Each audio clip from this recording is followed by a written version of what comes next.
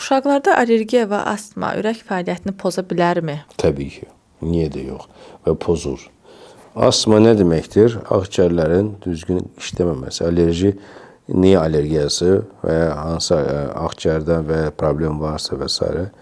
Yəni onlar akciğer qan dövrən sirkulyasiyasını mənfi yaradacaq və yaradır. Onlar da ürəyin qidalanmasına pozğunluğa gətirib çıxarır. Ona görə hər hansı bir xəstəlik nə olursa olsun, böyrəyin də, qalın bağırsağın da, yəni bədənə hər yerə ziyan varsa, çünki insan birəksəldir. Sən dırnağın ağrıyırsa və ya dişin ağrıyırsa, yəni bədənə ağrıyır. Və təbii ki, o ürəyə də təsir edir. Elə bir ayrıca avtonom orqan kimi mən burada ağrıyıram, digərlərdə problem ola bilməzlər bir ifadə yoxdur. İnsan birəksəldir.